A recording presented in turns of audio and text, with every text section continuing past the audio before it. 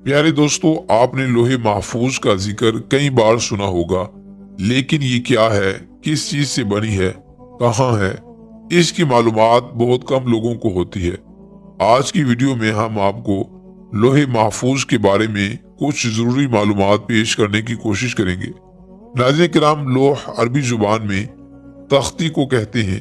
اسے لوح محفوظ، ام الکتاب اور کتاب مکنون بھی کہا جاتا ہے۔ شیاطین کی دسترس اور کمی بیشی سے پاک ہونے کی وجہ سے اسے لوح محفوظ کا نام دیا گیا ہے۔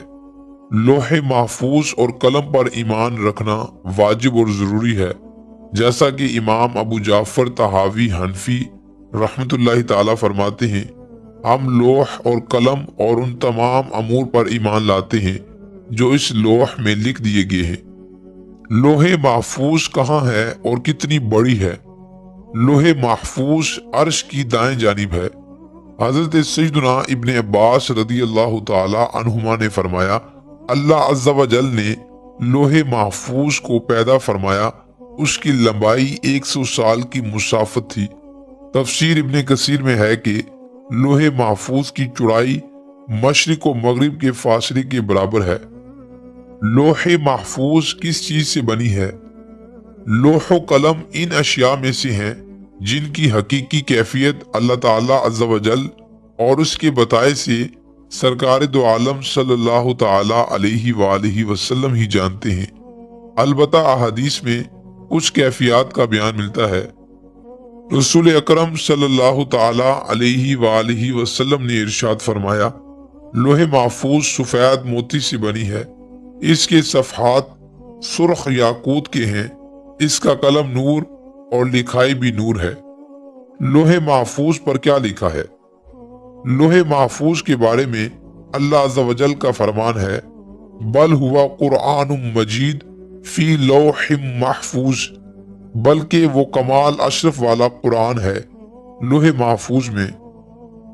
تفسیر قرطبی میں اسی آیت کریمہ کی تفسیر میں ہے کہ علماء کرام رحمہ اللہ تعالی لکھتے ہیں، لوح محفوظ میں مخلوق کی تمام اقسام اور ان کے متعلق تمام امور، مثلا رزق، موت، اعمال اور اس کے نتائج اور ان پر نافذ ہونے والے فیصلوں کا بیان لکھا ہے۔ لوح محفوظ میں جو کچھ لکھا ہے اسے تقدیر بھی کہتے ہیں۔ ہر بیماری کے لیے شفا۔